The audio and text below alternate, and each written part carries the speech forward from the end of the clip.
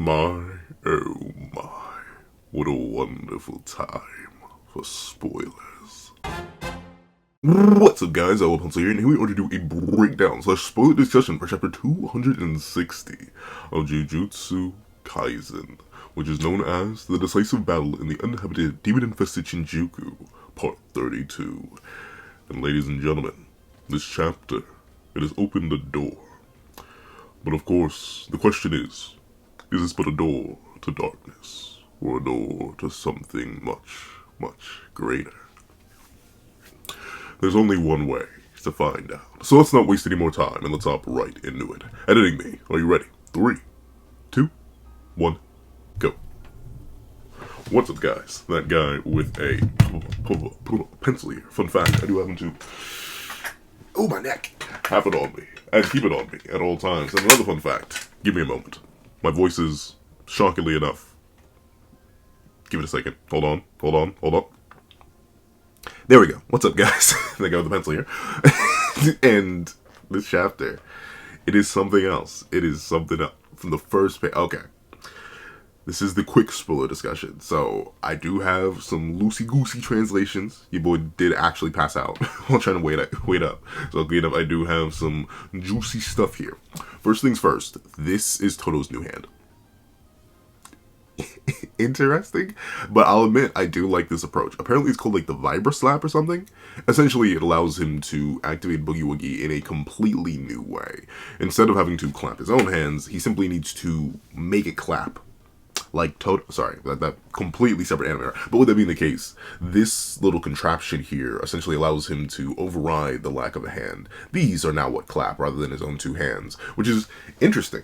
Honestly, the changing of the functionality of Boogie Woogie as a technique was something that I was kind of, I'll be real, I didn't know.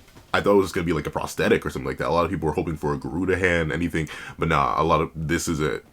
And while it does look goofy, we'll find out it's very, very effective. As we see both Toto, one detail I do like though, since Yuji knew nothing, and by proxy Sukuna knew nothing, both of them are just genuinely confused at the application of the hand, which makes absolute sense. However, we do get to see that while it may look a little bit goofy, it do be working though, because now with Toto's ability to just hit the ball, which goes into the bell, the swapping can occur. And I think, once again, when the full translations are out, I'll have more in-depth opinions on what this is. But apparently it works something along the lines of the contact, now that it can be more frequent, allows Toto to do many more swaps per second. Like, I think I saw upwards of like 50 or something. Once again, super rough translations. We'll see once the TCB comes out and then the real translations come out. Well, depending on who translates the real translation. But with that being the case, that's intriguing. That's intriguing. Toto's functionality went up a whole lot. And that's an interesting way to compensate for presumably lacking physical stats. Right? Because that's one of the biggest things that a lot of people were worried about. The idea that, yeah, Toto's back, but like, this boy was slower than Mahito in Shibuya. We are far, far, far beyond a Super Fatigue Mahito level of power, even with just Yuji and Sukuna, a Super Fatigue Sukuna and a Super Fatigue Yuji. And this chapter 8 Black Flash, but a 7 Black Flash Yuji and any version of Sukuna should drastically outscale any version of Mahito. And how is Toto going to keep up? He keeps up by having a much higher frequency of clapping, or clapping in this case, because I don't know what a Vibro Slap is. I've never seen it. I've seen a cowbell before, and I've seen like, I think I've seen the upper piece. I've just never seen that in that same way. However, now ultimately Sukuna realizes that he's going to have to play a game that he would not like to play, with both Toto and Yuji. However, just like a lot of people were concerned, Sukuna simply smiles, because he's like, y'all, not only have I seen this tech before, I have been a part of this tech before, Maji. He is ready and prepared, meanwhile Yuji is locked in. And I do love how Yuji and Sukuna, once again, they look really like daddy and son here, little nephew and uncle here. I love it. But with that being the case, we do get to see that Sukuna is now being forced to focus on two separate fronts, with him being still down both of his left arms, because, you know, I go, and who turned, was it Yuta? someone tore off the upper right arm. I think it was Yuta. I think it was like Yuta and Maki. W combo. And we see that Toto facilitates the swaps. And notably, a detail that I do like is that they just immediately get to work on Sukuna too. Because remember, one of the things, Sukuna still is extremely physically fatigued. Sukuna can still be nerfed by all of Yuji's hits. And Sukuna can still be damaged by Toto. Will the damage be minimal relative to what Yuji does? Absolutely. And I do think this chapter goes out of its way to confirm that Toto does not in anywhere scale to Yuji. Not really. But they're still able to sync up thanks to their natural battle talent with each other, which I think is really, really good. And once again, even just a slight knockoff like this is able to stagger Sukuna and allow Yuji to land hits. And remember, that's the main thing Toto's here for. Make sure Yuji lands hits, make sure that soul disruption keeps going on, and make sure he keeps knocking them apart. And with that being the case, we see ultimately a lot of what these two have to offer comes down to their ability to infinitely manipulate the battlefield. And it comes in fancy ways. They're all standing next to each other, only to suddenly appear over here, swapping places with, I'm not even sure, I think it's like Curse Energy imbued rocks to get the high ground. And you know what happens when the high ground is God. It's over! I'm sorry. But we see that now that they have the high ground, they force Sukuna into the high ground. And since Sukuna doesn't have any range right now, since he's still in Force Curse Technique cooldown, they're allowed to get a little bit creative. And Sukuna is forced to recover, only to be, once again, essentially Toto just keeps manipulating everything, giving Sukuna no time to breathe. Of course, this comes as the byproduct of, like, not really attacking Sukuna all too much, but still, the ability to keep Toto safe is the main point, because once again, everything that matters is Yuji hits. We even see Yuji facilitate Boogie Woogie by imbuing Curse Energy into a rock and throwing it. Notably, I find it sad, but I do find it appropriate that he looks a lot like Nanami here with that missing eye, and there may be another character who shows up with a missing eye. A missing eye. Or maybe not. We'll see. But with that being the case, we see that the rock allows Yuji to get in that close range. He essentially sacrificed the high ground to immediately drop kick Sukuna. I saw it called missile kick. I have no idea. You boys sound martial arts. But he drop kicks Sukuna. But Sukuna's like, boy, you know, you shouldn't have did that. And immediately goes to grab Yuji. Once again, I know this Yuji's also very, very tired, but he is tweaking off 7 black flashes. He's genuinely, like, bro, he's off 47. And Sukuna is still able to react to, grab him, and manhandle him. And heck, we see it. Toto needs to be the one to save Yuji here from getting done who knows how dirty. And he ends up swapping the two out, essentially resetting their positions, and Yuji lands another hit. But notably, you can tell that slight little break from the domain expansion did throw Yuji a bit off his groove. He's not landing black flashes. This is the second hit that he lands on Sukuna this chapter, but no black flash, which goes to show, yeah, the impacts of the battle are actually starting to wear on him a little bit. And we see that Toto just keeps up the facilitation. Essentially, he just sets up this endless void. An unlimited one, if you will, in order to facilitate Sukuna's inability to, like, breathe, think, function. And Sukuna's realizing what Mahito ended up realizing, that no matter what, even if you do know how it happened, even if you are part of it, you still cannot fully begin to understand the depths of Boogie Woogie, especially this new evolved version of which allows for a lot more complicated switching. And we see that both Unk and Nephew, they start to exchange blows. Yuji knocks Sukuna back, but Sukuna, I'm not sure, I think maybe this is cleave, or just, I'm not sure what this is, but suddenly there's this massive burst back, and both, I'm so sorry, and both lock back in, only to see Toto Aoi seemingly get figured out. Seemingly. Because Sukuna knows when the best time to swap Yuji is. It's when Yuji's about to lock in. And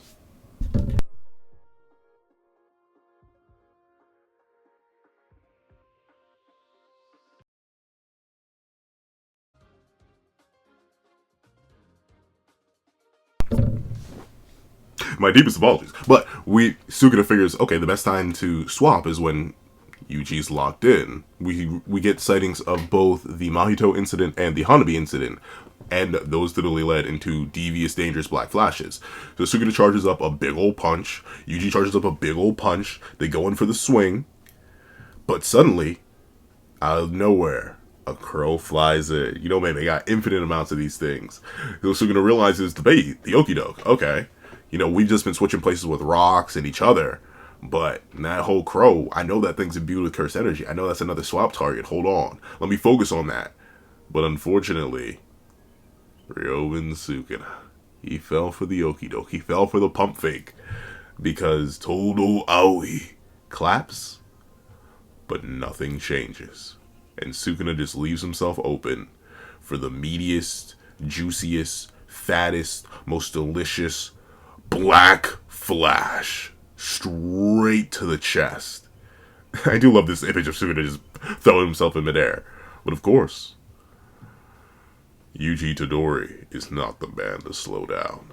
He literally, I love it, he grabs onto Sukuna's lower right arm, holds him in place, and just starts taking his claws and digging them into Sukuna's chest, carving it out, making, essentially, I think here, he's just doubling down to make sure that Sukuna cannot regenerate that heart. He's just making, he's legit getting in there and tearing out everything, scooping it all out. Maybe the nibble on later, you never know. I don't know. But with it being the case, as he yells in Sukuna's face, Sukuna's like, well, shoot, I got enough binding vows for me, myself, and I. And he immediately goes to activate another one-handed domain expansion. But ultimately, something catches him off guard. Something standing there. Something that should not exist.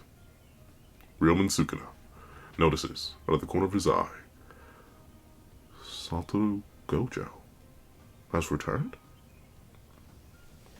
This is the big question mark of this chapter. Obviously, big ups to Yuji and Toto for putting on a masterclass performance. I don't think Toto gets hit once this entire chapter. It's literally only Yuji gets hit.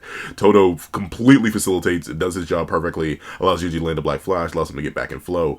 But obviously, you know the big thing. That appears to be SATORU Gojo. And notably, it appears to be a one-eyed SATORU Gojo as well, possibly, because you just don't see it. And that's interesting. If that is SATORU Gojo, I'll go more in depth in the longer spoiler discussion. If that is SATORU Gojo, the merger's happening. The merger's happening. Unless he can pull out another binding vow in that world slash and slice that man in half again, this time down the middle, to make sure, because the last guy didn't go for the head either. Yeah, he needs some. So even, because if this is a SATORU Gojo, even remotely connected to his previous black flashes, or SATORU Gojo anywhere near his previous full output, Sukuna needs to activate the merger. Now. He's not winning. I think he knows that too. It's why he's terrified to see the strongest ghost in history come greet him. But of course, the reason I'm questioning if this is SATORU Gojo is because Yuji doesn't typically have a reaction. Like, he doesn't even notice. But hey, he would notice SATORU Gojo walking again. But I don't know. Something seems suspicious. Dangerous. Concerning. Is that really SATORU Gojo? Or is that merely his body being puppeted about by the whims of a god? But with that being the case, W chapter. This is a Yuji and Toto masterclass, as expected, where both of them use their abilities to the absolute supreme, and I gotta respect it. I'm interested to see if the domain pops off regardless, though. Once again, I'm actually still perfectly fine with Sukuna's use of binding vows, especially considering they're all, like, self-binding vows, which you can break. And you just lose the power that you got when you break them. So I'm interested to see how he was going to overcome this barrier and go for another domain expansion in spite of all this soul damage. But, hey, maybe something else much more pressing has come to lay itself bare. However, if you made it all the way to the end of this video, please leave resurrection with a question mark.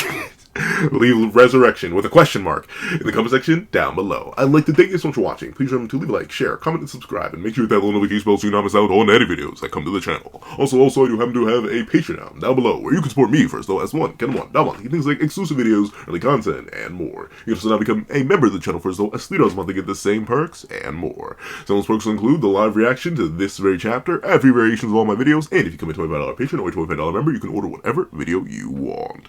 Also, I do have a link to my Ko-Fi in the description down below, where you can drop 5 beans for a short video, 25 beans for a long video, or any donation to help a brother out. But with that being the case, I'd like to thank you so much for watching once again, and I hope you guys have a wonderful day. This is Dago the Pencil, writing off.